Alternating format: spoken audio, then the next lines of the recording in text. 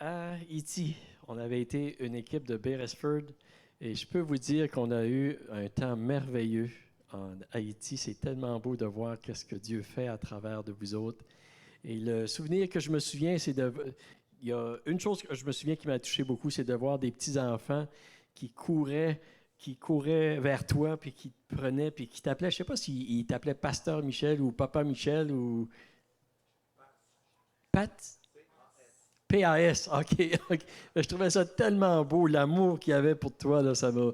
Et puis, on est vraiment privilégiés et bénis de vous avoir au 15 Cuminac. Je vais t'inviter de venir et de partager ce que Dieu met sur ton cœur et que Dieu continue de vous bénir. Je crois qu'on va...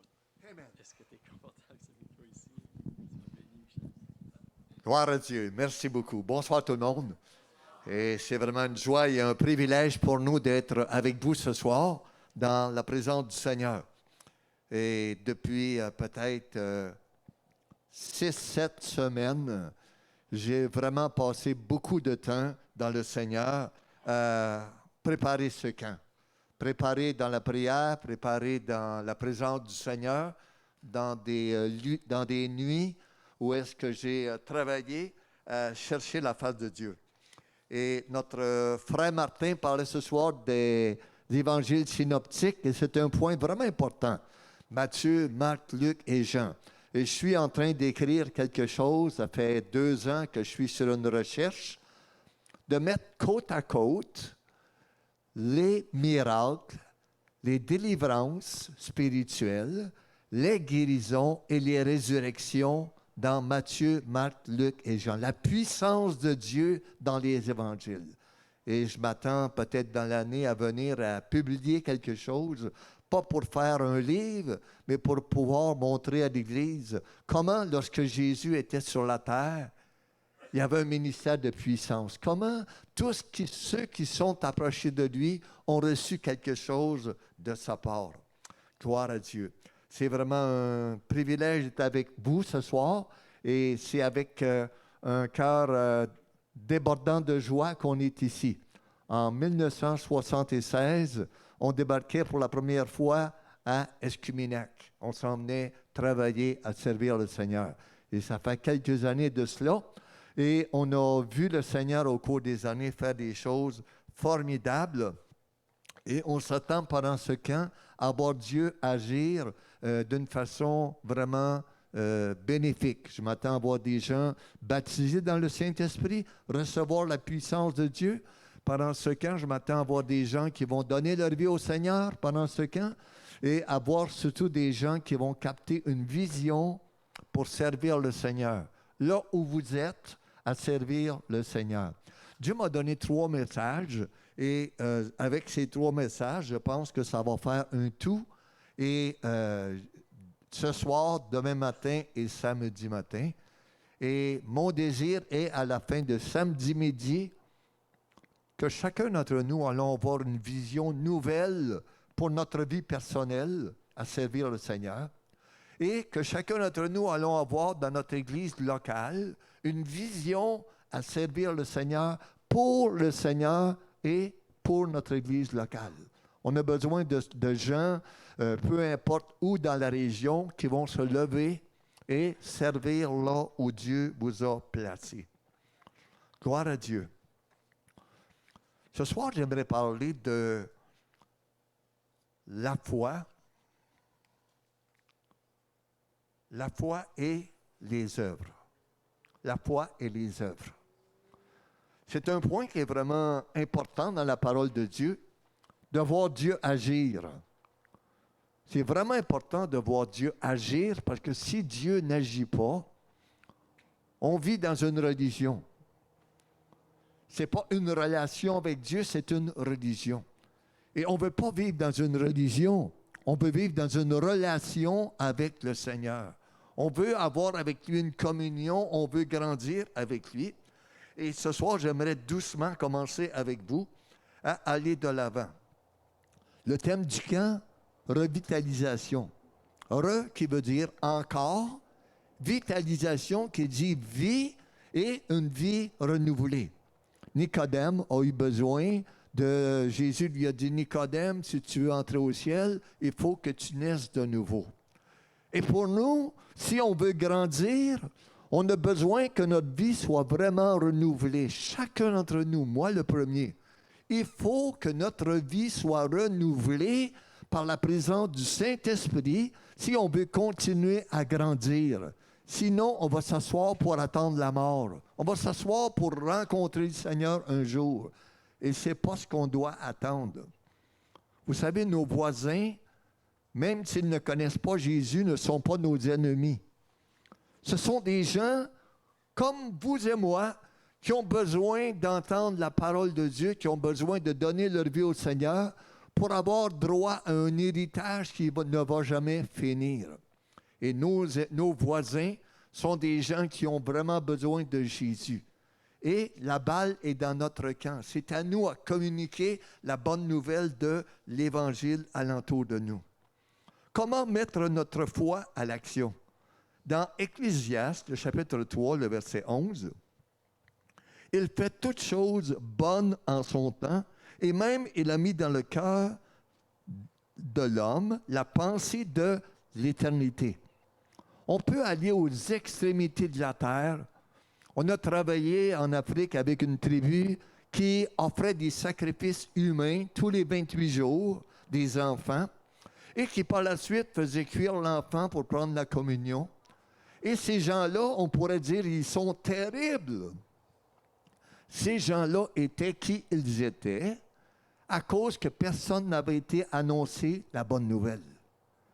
Et lorsque des gens ont entendu la bonne nouvelle, beaucoup de chefs de village ont dit, maintenant, on ne va plus verser le sang dans notre village, le sang de Jésus est suffisant.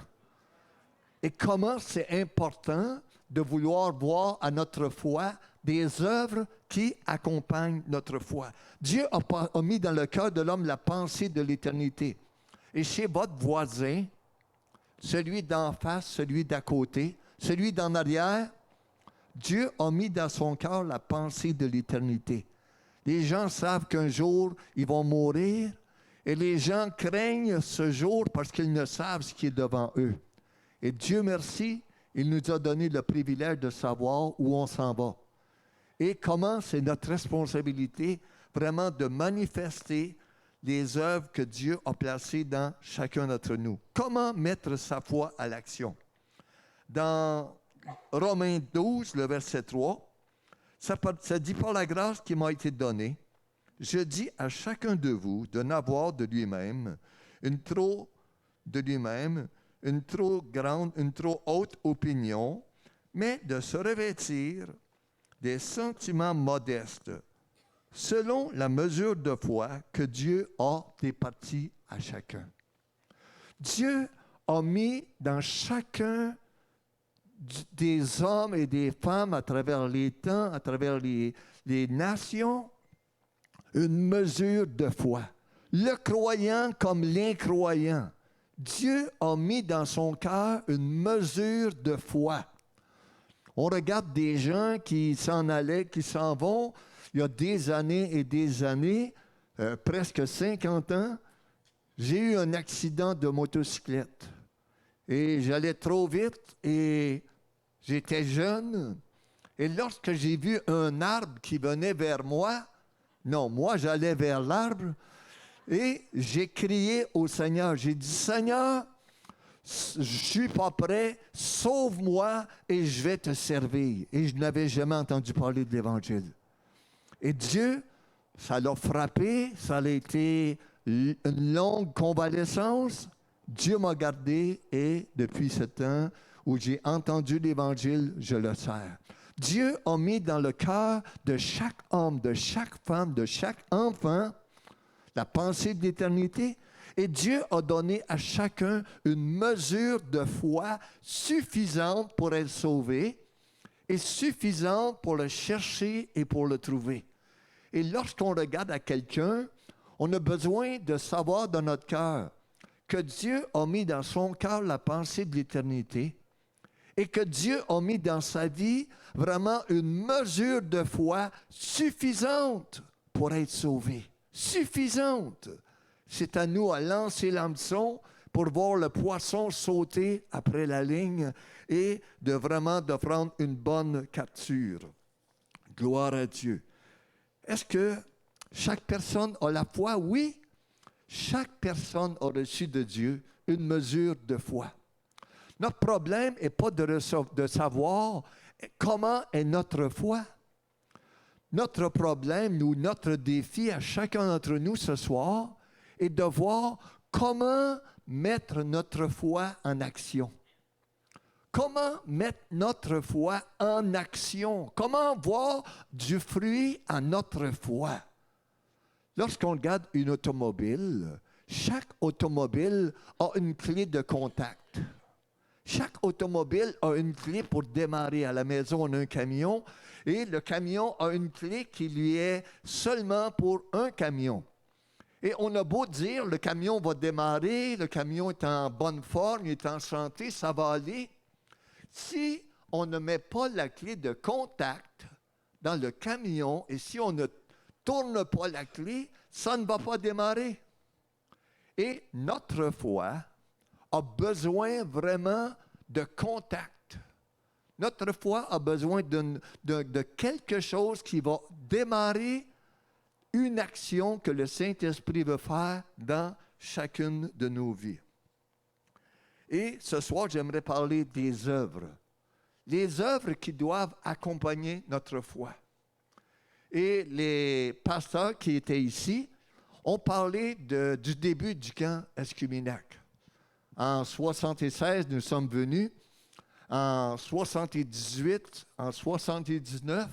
Et au mois de juin, au mois de décembre, au mois de l'été 80, on a débuté l'église d'Amkoui. On est allé à l'aréna, on a commencé à prêcher avec le pasteur Bourgier et on a vu des gens sauvés, délivrés, guéris. Et Dieu a commencé à travailler dans la ville de Amkoui. Et par la suite, au mois de novembre, le 29 novembre 1980, Louise et moi déménageons à Matane pour devenir le pasteur de Matane. Et pendant des années, dimanche matin, on prêchait à Matane. Dimanche après-midi, Amkoui. Dimanche soir, souvent, Saint-Anne-des-Monts. Et les journées étaient bien remplies. Et Dieu a fait quelque chose parce que Dieu avait parlé. Dieu avait parlé, mais nous, on devait être obéissants à la parole du Seigneur. Et si vous voulez vraiment voir une vie renouvelée, une vie changée, je dirais le premier point, c'est obéissance. Quand Dieu parle, Dieu veut voir. Quand Dieu parle, quand Dieu nous montre quelque chose, Dieu veut faire quelque chose. Et sinon, on dit non, je ne suis pas capable. Non, ce n'est pas le temps. On bloque la volonté de Dieu. On bloque l'action du Saint-Esprit et on ne voit pas ce que Dieu veut que l'on puisse voir. Si on dit, Seigneur, je ne suis pas capable, mais parce que toi tu parles, moi je vais le faire, Dieu va l'accomplir. Dieu va l'accomplir à travers notre vie. Et comment c'est important de voir que nous devons accompagner notre foi par des œuvres. Lorsqu'on regarde dans le livre de Jacques, le 2e chapitre, Jacques 2, 17 nous dit « Il en est ainsi de la foi. Si elle n'a pas les œuvres, elle est morte en elle-même.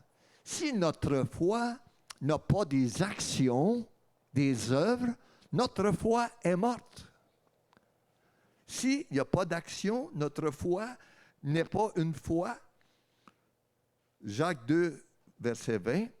Veux-tu savoir, ô homme vain, que la foi sans les œuvres est inutile? La foi sans les œuvres n'est rien. La foi sans les actions, rien ne se passe. Dieu peut nous dire, va prier pour telle personne. Si on ne va pas, rien ne se passe. Il y a quelques années, on était à Québec, il y avait eu un cours, il y avait eu comme une conférence sur la guérison. Et des gens des États-Unis sont venus Et c'était foi et puissance. Amour et puissance, c'était une école. Et mon épouse et moi, on a quitté Haïti pour venir à cette école-là, voir ce qui se passe. On disait, dans la ville de Québec, les gens sont vraiment religieux.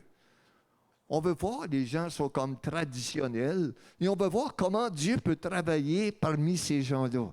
Et on est venu à l'école et on a vu des choses formidables. Des choses formidables. Il y avait un jeune homme qui était en chaise roulante. On était dans le mail, près d'une grande route. Et à un moment donné, l'homme était paralysé depuis sa tendre enfance. Il était peut-être 28-30 ans. Il était assis dans son fauteuil roulant au 3e étage. Puis il a dit, « Dieu, si tu existes, envoie-moi quelqu'un ou je me jette en bas. Je saute par-dessus la rampe, j'en ai fini avec ma vie. » Et il y avait 2 jeunes filles qui étaient à l'école avec nous, qui ont vu le jeune homme et ils sont allés vers lui et ils ont dit au jeune homme, « Est-ce qu'on peut te parler de Dieu? » Lui, il venait de dire, « Dieu, si tu existes, envoie-moi quelqu'un pour me parler de toi. » Et les 2 jeunes filles disent, « Est-ce qu'on peut te parler de Dieu? » Et ce jour-là, le jeune homme s'est levé, complètement délivré, complètement guéri. Dieu l'a restauré, Dieu l'a visité. Il y avait un homme qui était aux plaines d'Abraham, qui était aveugle, un anglophone. Et il y avait un jeune homme qui était 10 ans, qui était avec son père. Il était à l'école avec nous. Et il venait pour évangéliser, apprendre à communiquer.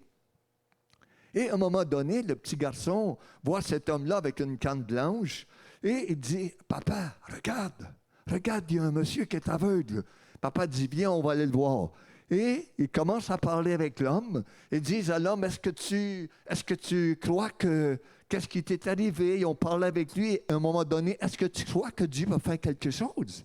Il dit, je ne le sais pas, mais si Dieu peut faire quelque chose, je veux qu'elle le fasse. Et là, il dit, est-ce qu'on peut prier pour toi? Et l'homme a dit oui. Et là, le père a regardé le petit garçon, puis il a dit au garçon, toi, qui as 10 ans, tu pries pour le monsieur. Et le petit garçon a fait non, et il savait que le monsieur ne le voyait pas. Et à un moment donné, le père a fait signe que oui, toi, tu pries. Et le garçon, qui avait 10 ans, a commencé à prier. Et l'homme, ses yeux se sont ouverts, il a été complètement guéri. Et c'était les œuvres qui accompagnaient la foi. On ne fait pas quelque chose avec Dieu, rien ne se passe. Dieu veut que nos vies soient changées, transformées. Dieu veut nous délivrer. Dieu veut enlever la dépression. Dieu veut empêcher le divorce. Dieu veut faire des choses formidables. Mais nous, on a notre part à jouer dedans. On est avec Dieu. On marche avec Dieu. Et comment c'est important, si on veut voir notre Église changer, notre vie changer, de voir qu'on ne peut pas rester assis à regarder Dieu agir. On doit se lever avec Dieu et on doit agir avec le Seigneur, pour le Seigneur. Et des grandes choses vont se passer dans chacune de nos vies. De grandes choses vont se passer dans chacune de nos églises. Gloire à Dieu. Lorsqu'on regarde la parole, on se rend compte qu'il y a beaucoup de choses qui nous sont cachées au départ. Et plus on lit, plus on fouille, plus on cherche, plus on prie, plus on se rend compte que Dieu nous montre des choses. J'aime me lever tôt le matin et passer du temps dans la présence du Seigneur. Dernièrement, la maladie m'a beaucoup frappé et j'ai diminué un peu mes temps de prière. Mais jusqu'à 6 mois passés, j'aimais le matin me lever à 3 heures, me lever à 3h30, à 4 heures le matin, pour commencer ma journée. Passer du temps avec le Seigneur, tout seul avec le Seigneur. De prendre du temps assis dans mon fauteuil, dans ma salle de prière, et de prendre ma Bible et de prier et de chercher la face de Dieu jusqu'à 6 heures le matin. Jour après jour, jour après jour. 1, 2, 1, 3, 1, 4 heures avec le Seigneur. Et à un moment donné, Dieu commence à parler. Au commencement, nous, on parle. Oh, on dit ceci, puis on dit cela, puis à un moment donné, on dit, j'ai trop parlé. Seigneur, toi parle. Et Dieu commence à nous parler. Dieu commence à nous montrer des choses qui doivent changer dans notre vie. Dieu commence à nous montrer des choses qu'il n'aime pas dans notre vie. Et Dieu nous montre que des choses qui ne sont pas à sa gloire dans notre vie. Et que si on veut le voir agir, il faut qu'il y ait du changement. Et je pense que c'est notre position à chacun d'entre nous en venant à Escuminac. Dieu veut changer nos cœurs. Dieu veut changer nos vies. Il veut nous amener comme à une étage supérieure. Il veut nous faire monter un escalier pour qu'on puisse voir plus loin. Il veut nous montrer quelque chose qui nous est caché. Et dans les 6 à 8 derniers mois, j'ai trouvé quelque chose de vraiment intéressant. Les œuvres, c'est comme un point de contact. On a besoin de la clé de contact pour démarrer. Et dans nos vies, on a besoin de points de contact si on veut voir Dieu agir. On regarde, j'ai travaillé comme évangéliste en Afrique. On avait 2000, 5000, 10 000 personnes qui étaient là, dans un champ, et on prêchait l'Évangile. Et à un moment donné, on disait aux gens, si vous êtes malade, touchez la partie de votre corps qui est malade, et on va prier. L'aveugle mettait ses mains sur ses yeux, le sourd mettait les mains sur ses oreilles, le muet mettait la main sur sa bouche, celui qui avait un problème quelconque touchait son corps. Il y avait un point de contact qui était là, et là, on priait. On priait. Et on a vu, au cours des années, des milliers de sourds, de muets, d'aveugles guéris. Des milliers. On prenait leur nom, on marquait dans un cahier, et on a vu des milliers de paralytiques, des sidéens, des gens de toute qualité de problèmes guéris par la grâce de Dieu. Mais un point qui était là, le point de contact. Les gens devaient réaliser où était leur problème, où était leur défi, et manifester leur corps en arrivant à toucher, à montrer au Seigneur, Seigneur, c'est là que j'ai un problème. Seigneur, c'est là que j'ai un problème. Et Dieu honorait leur foi. Un point de contact. J'ai beaucoup fouillé dans la parole depuis les derniers mois pour préparer le camp. Et j'ai trouvé des choses vraiment formidables. Par exemple, Moïse. Moïse avait un bâton. Dieu a dit à Moïse, prends un bâton. Et Moïse a pris un bâton. Ce n'était pas un bâton spirituel, ce n'était pas un bâton miraculeux. C'était un morceau de bois. Et on voit dans les plaies d'Égypte, par exemple, 4 fois le bâton est entré en action. Soit qu'il a levé le bâton, Moïse a jeté le bâton par terre et il est devenu un serpent. Et les sorciers ont aussi jeté leur bâton par terre. Et le serpent de Moïse a mangé les serpents des sorciers. Et Dieu a dit maintenant, prends le serpent par la queue. Il a pris le serpent et le serpent est redevenu le bâton. Le bâton, c'était comme un signe pour Moïse. On voit que Moïse a élevé son bâton devant la mer et la mer est devenue sèche. Plus loin, on voit Moïse qui marchait vers la terre promise. Le peuple était en colère, il n'y avait rien à boire. Et Dieu a dit, frappe le rocher. Ce n'est pas le bâton qui a brisé le rocher, mais c'était l'autorité qui était dans la main de Moïse, qui était le bâton, qui a fait le miracle. Il a frappé le rocher et l'eau a commencé à couler du rocher. Et les gens sont venus s'abreuver de l'eau qui coulait du rocher.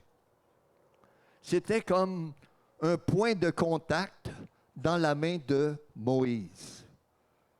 Lorsqu'on regarde dans la parole, on voit tellement d'hommes et de femmes de Dieu qui ont manifesté des points de contact. Par exemple, Élie.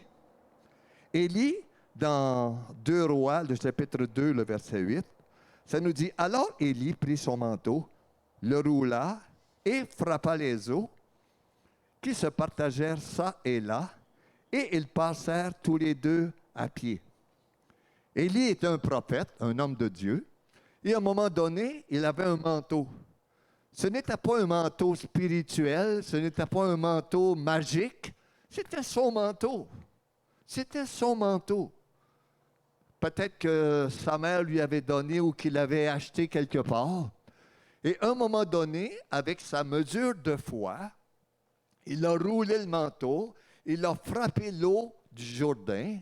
Et la Bible nous dit que le Jourdain s'est ouvert et que lui et Élisée sont passés tous les deux à sec. Et les gens les ont vus arriver à sec à traverser le Jourdain. Le manteau était un point de contact. Dans la main d'Élie, il y avait juste son manteau.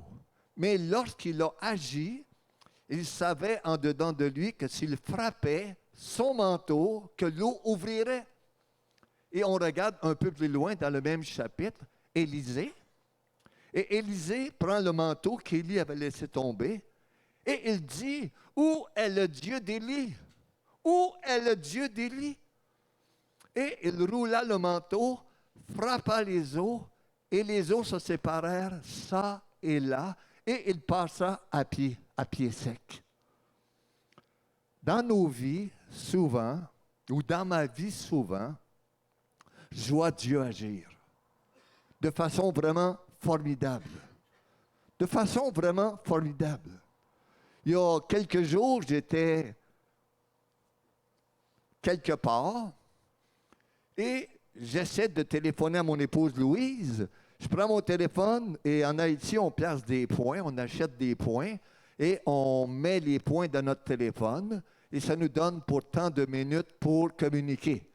Et là, je viens pour communiquer et il dit « Ouah, il n'y a plus de points. » Et je n'avais pas de possibilité d'acheter des points. Et je me recule, je prends mon téléphone, puis je dis « Seigneur, parle au cœur de Louise maintenant, qu'elle puisse m'appeler maintenant. J'ai besoin d'un lift, j'ai besoin de me déplacer, c'est elle qui a le véhicule. Seigneur, parle. » Et je regardais le téléphone. Et peut-être 30 secondes après, le téléphone sonne, c'était Louise qui m'appelait. Elle dit, « Tu es où? » Et j'ai dit, « Je suis là, puis je t'attends sur le bord de la rue. » Elle dit, « J'arrive. » On a besoin de voir Dieu agir. Et je n'ai pas mis le téléphone dans ma poche parce que je le gardais dans ma main parce que je voulais qu'il sonne. Je voulais qu'elle téléphone. Et j'attendais son téléphone. Elle ne savait pas que j'attendais, mais Dieu savait que j'attendais. Et le Seigneur a parlé à son cœur. Et là, peut-être dans 30 secondes, le téléphone a sonné. Le téléphone était un point de contact dans ma main. J'attendais que ce téléphone-là se manifeste, que quelque chose passe par le téléphone. Et combien de fois on a vu quelque chose? Combien de fois on a vu Dieu agir d'une façon vraiment formidable? Lorsqu'on regarde après Élie et Élisée avec le manteau, on regarde toucher le bord du vêtement.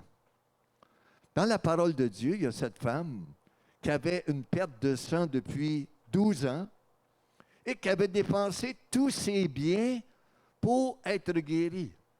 Et je ne sais pas si vous comprenez la profondeur de ce message-là. Une femme, si elle était mariée, depuis 12 ans, elle ne pouvait pas avoir de relation avec son mari parce qu'elle avait une perte de sang. Dans la parole, la personne qui a une perte de sang est appelée impure. Impure. Personne ne peut toucher une femme qui a une perte de sang. Donc, depuis 12 ans, si cette femme-là était mariée, son mari ne pouvait pas aller avec elle et certainement qu'elle ne faisait pas la joie de son couple. Si cette femme-là était célibataire, elle ne pouvait pas regarder à quelqu'un parce qu'elle disait « J'ai rien à offrir à quelqu'un, j'ai une perte de sang. » 12 ans. 12 ans. Et j'aimerais encourager ceux d'entre vous qui sont malades depuis longtemps. Pendant 12 ans, cette femme-là a espéré.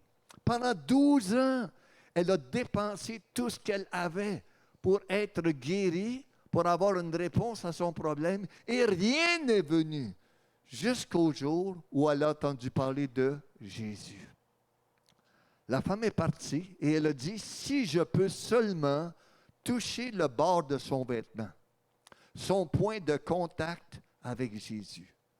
Si je peux seulement toucher le bord de son vêtement, je vais être guéri. Jésus n'avait pas de manteau miraculeux. Jésus n'avait pas un manteau spirituel. Il portait un manteau comme tous les gens portaient un manteau, un vêtement.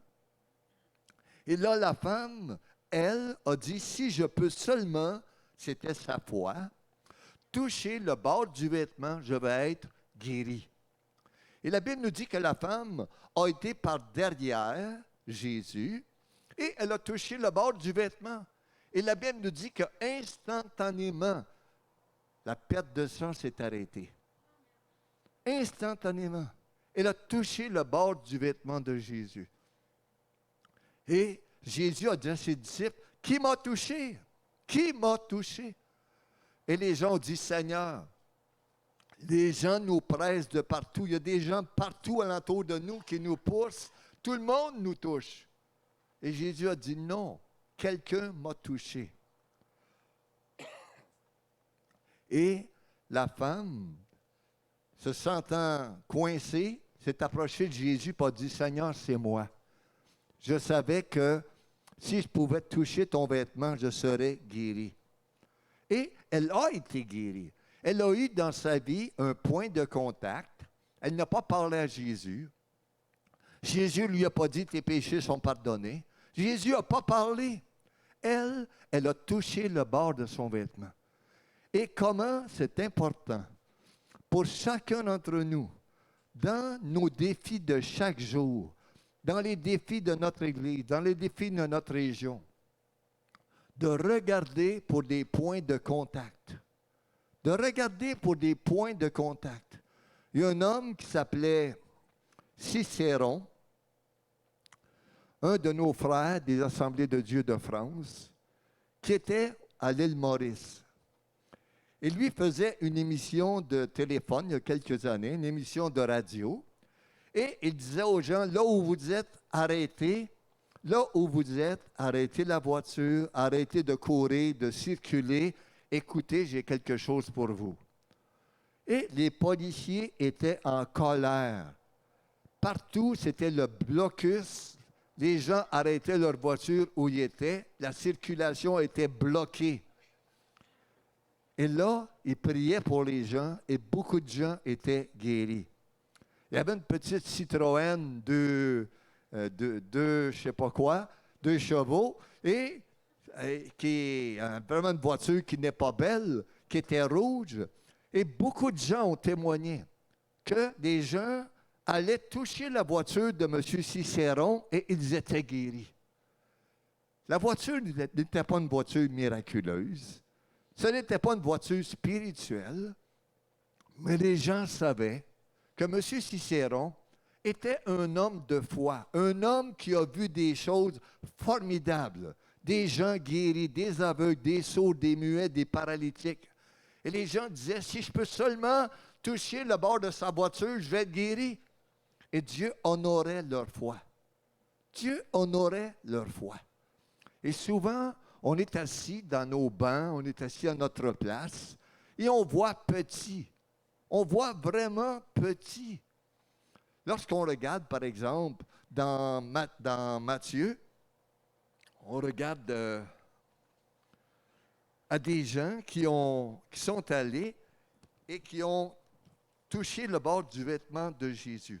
Est-ce que vous savez qu'il y a d'autres personnes qui ont touché le bord du vêtement de Jésus dans la parole? En lisant les évangiles et en relisant et en relisant et en relisant les évangiles, des choses sont venues devant moi.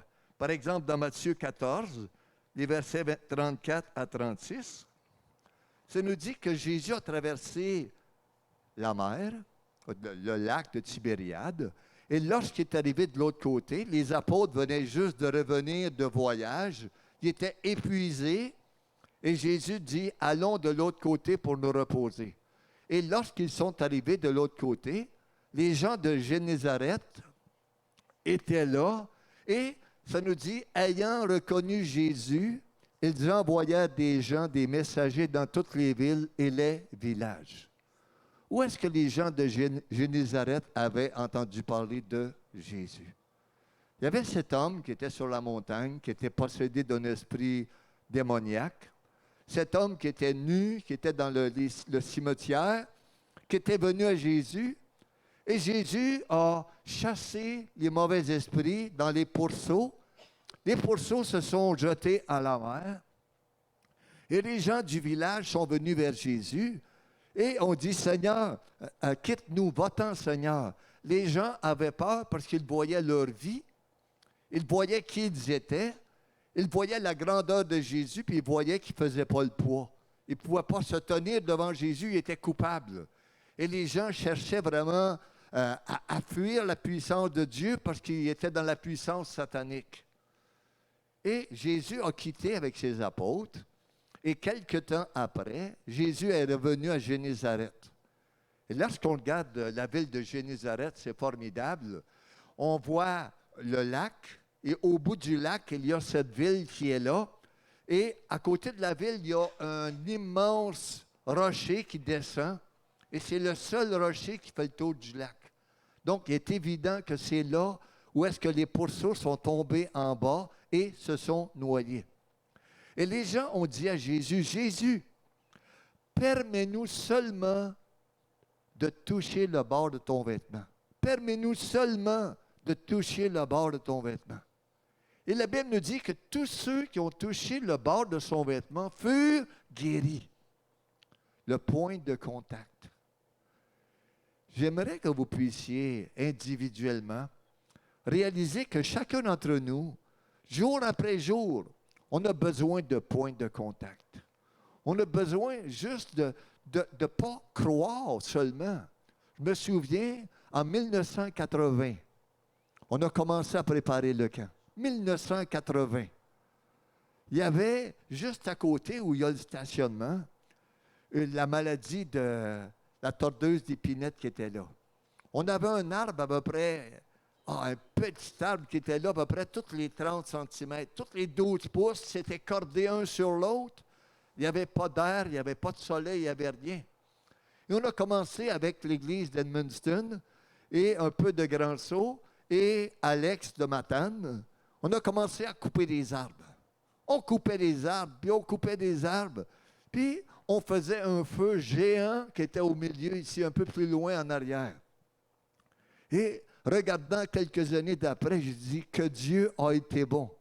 On faisait des feux, on pouvait avoir peut-être 4 mètres, 12 pieds, 15 pieds d'arbres empilés. Puis on mettait le feu là-dedans. Et comment on aurait pu mettre la forêt en feu? Et Dieu, dans notre folie, nous a gardés. Mais on travaillait et j'avais une idée dans ma tête. Un camp pour la Gaspésie. Pour moi, je trouvais triste de voir que chaque église était tellement éloignée de l'autre église. On n'avait pas de relation ensemble. J'étais pasteur à Matane et à Amkoui.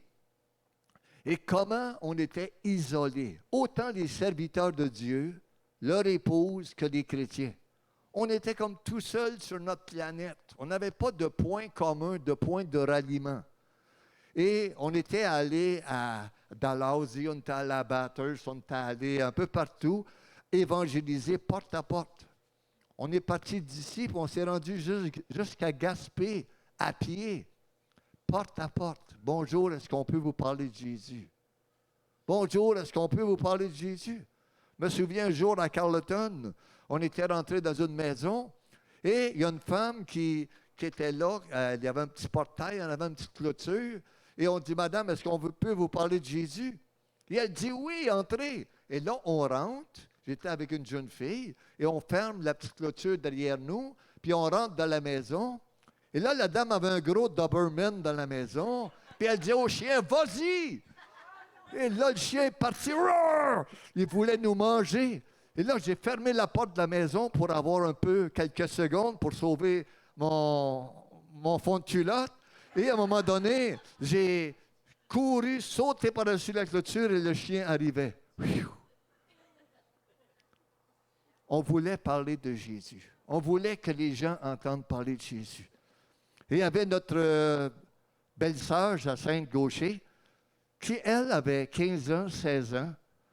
Et elle est rentrée dans une maison, dans le même coin, entre ici et New Richmond. Et il y avait une femme qui avait un gloître, une grosse bosse dans le cou, et elle était malheureuse. Et Jacinthe, qui avait 14-15 ans, a dit, « Madame, est-ce que vous voulez qu'on prie pour vous? » Elle a dit, « Oui. » Et elle a prié, et pendant qu'elle priait, elles ont vu le tout disparaître. Dieu a fait le miracle. Mais il fallait se déplacer pour voir. Il fallait aller pour voir. Ce n'est pas en restant chez nous qu'on voyait. C'était en nous déplaçant, en rencontrant le malade, qu'on pouvait voir Dieu agir et guérir le malade. On a besoin vraiment de réaliser que chacun d'entre nous, mes amis, si on veut grandir, on a besoin de se lever. Et j'aime être à genoux, j'aime à prier. J'ai vu des choses formidables de la part du Seigneur. J'ai vu peut-être de 10 à 12 000 personnes que j'ai pu baptiser dans l'eau. Des milliers de personnes donner leur vie au Seigneur. On avait une église avec 16 pasteurs, 200 anciens, 200 prédicateurs laïcs, 800 diacres dans l'église. Et on était peut-être 41 000 si on était tous ensemble. Mais ce n'est pas assis qu'on a vu ces choses-là. Ce n'est pas en étant assis. Et oui, on a eu des temps de prière. Oui, on a passé des temps formidables à prier. Je me souviens, quand on est arrivé la première fois, le garage que vous appelez, on appelait ça la grange. Elle était juste à côté de la maison en avant ici, la maison des directeurs. Et c'est là qu'on avait nos temps de chapelle le matin. Et comment on a eu de la prière, comment à un moment donné les larmes coulaient dans notre figure et comment on a vu Dieu agir de façon formidable. Un jour, on est allé à Campbellton, il y avait une foire, il y avait un genre de parc d'attractions. Il y avait une jeune fille qui était avec nous, une francophone. Dieu lui parle d'aller parler à une demoiselle qui était dans une boîte qui vendait des billets. Et la jeune fille dit, « OK, Seigneur. » Elle fait le tour du parc d'attractions. Elle revient, la jeune fille était là. Et là, il y avait une foule qui voulait acheter des billets, donc pas le temps d'aller témoigner. Mais la première fois, c'était libre. Et là, elle fait le tour, encore plein de gens. Elle revient ici à la base le soir. Et elle nous dit le lendemain matin à la chapelle, avant qu'on retourne là-bas, « S'il vous plaît, priez pour moi. Aujourd'hui, Dieu m'a parlé et je n'ai pas trouvé la façon d'obéir. Je n'ai pas trouvé la façon d'aller voir la jeune fille, puis de lui parler de Jésus, puis de lui donner une pièce de littérature. » Il y a un jeune homme qui se lève, un anglophone, et il nous dit, « Oui, moi aussi, Dieu m'a parlé pour la même jeune fille et je n'ai pas trouvé l'occasion d'aller. » Donc, on dit, « OK, tous les deux, vous faites une équipe. Vous allez aller, maintenant, prions. » Et on prie, on prie, on prie. On prend les deux véhicules, on se rend à Campbellton. On arrive là, la jeune fille n'est pas dans la boîte. Donc, ils viennent me voir et disent, « Qu'est-ce qu'on fait? » J'ai dit, « Je vais aller voir le directeur. » Donc, je vais voir le directeur. Je dis, « On voudrait parler à la jeune fille qui était dans la boîte de tel manège hier. » Et le directeur dit, « Pourquoi? » On nous dit, parce qu'il y a deux jeunes, on est un groupe évangélique, il y a deux jeunes qui voulaient parler à la jeune fille, et qu'il y avait du monde, ils n'ont pas pu lui parler, aujourd'hui, on voudrait parler. Et le monsieur a baissé les bras, il s'est assis, et il a dit, « Trop tard. Trop tard. » La jeune fille, son père est policier, Et hier soir, elle a pris le pistolet de son père, elle s'est enlevée la vie. Et comment, lorsqu'on a entendu, on était brisé. Elle était en enfer parce que quelqu'un n'a pas eu le cran d'aller aussitôt que Dieu a parlé. Quand Dieu parle, on doit agir. On doit agir. La vie des gens est entre nos mains. Et cette jeune fille-là est partie sans connaître Dieu parce que quelqu'un n'a pas obéi aussitôt que Dieu a parlé. Et comment Dieu parle à nos cœurs. Comment c'est important de nous lever et de dire, Seigneur, me voici. Quelqu'un me demandait un jour en anglais, Who are you, sir? Qui est-ce que vous êtes, monsieur? Il dit, me? Il dit, moi? Il dit, oui. Me? Il dit, oui. Il dit, I'm Mr. Nobody. Je suis monsieur personne. Je suis rien. Je ne suis pas un grand de la société. Je ne suis pas un ministre. Je ne suis pas un docteur. Je suis rien. Juste un homme ordinaire. Quelqu'un aujourd'hui disait, oh, bonjour, monsieur Charbonneau. Je disais, non. Monsieur Charbonneau, c'est mon père. Moi, c'est Michel ou c'est pasteur Michel. Et on est des gens ordinaires. On n'est pas des gens... On est des gens ordinaires qui voient des choses extraordinaires. Mais ça, ce n'est pas gloire à nous. Ce n'est pas grâce à nous. C'est à cause qu'on est obéissant et que le Seigneur nous demande de faire et qu'on obéit en faisant au Seigneur. Et on voit que tous ceux qui se sont présentés à Jésus, des gens de Génézareth, ont été guéris. Ils ont touché le bord de son vêtement et ils ont été guéris. Et j'ai un dernier verset à vous proposer. J'aimerais que vous vous mettiez dans chacune de votre être, dans chacune de vos têtes, et que vous regardez comment est-ce que vous agissez quand cette situation arrive. Dans le livre de Jacques, dans le 5e chapitre, ça nous dit, si quelqu'un d'entre vous est malade, qu'il appelle les anciens de l'Église. Qui d'entre vous, lorsque vous êtes malade, vous téléphonez au pasteur et que vous dites, pasteur, j'aimerais que toi et le comité, vous puissiez prier pour moi parce que je suis malade. Beaucoup de gens malades disent, on va courir à l'hôpital. Et on n'a rien contre les médecins. Plus de médecins, plus de malades sont sont guéris par les médecins que de malades sont guéris par la main des chrétiens. Et ça ne devrait pas être. Ce n'est pas les médecins qui sont le problème, c'est nous. Et la Bible nous dit, si quelqu'un est malade, qu'il appelle les anciens vont les oindre d'huile. Est-ce que c'est une huile magique? Non. Non. C'est un point de contact qui est là. Ils vont les oindre d'huile et la prière de la foi sauvera le malade. S'il a péché, il lui sera pardonné. Comment, lorsqu'on est dans des situations, au lieu de regarder à la parole pour agir, on agit comme nos voisins qui ne connaissent pas le Seigneur. Si quelqu'un est malade qui est à l'hôpital, ça ne coûte rien. La Bible nous dit, si quelqu'un est malade, qui appelle les anciens. Les anciens, c'est le comité, c'est le pasteur, c'est les presbytéros. C'est le pasteur, les gens qui sont en place spirituellement pour diriger le troupeau.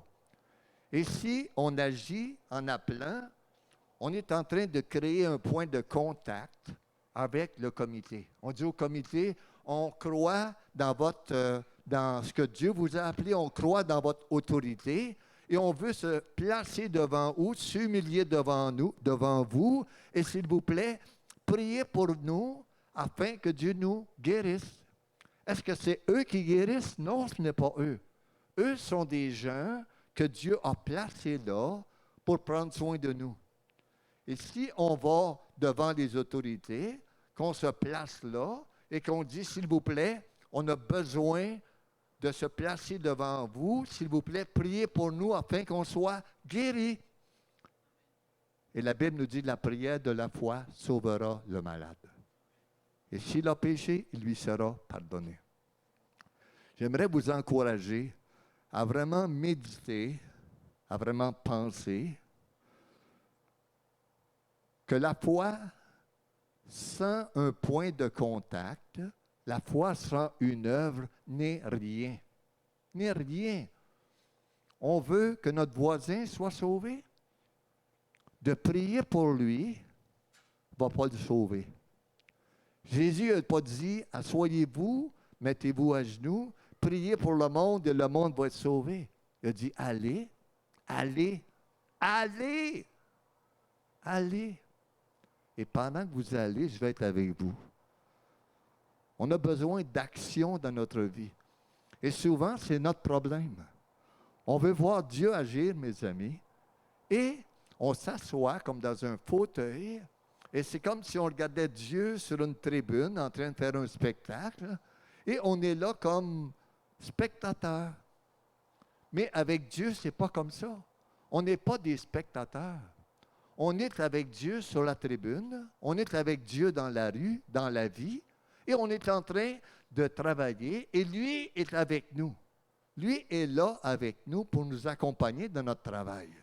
Et ce n'est pas juste pour les pasteurs, c'est pour chacun d'entre nous.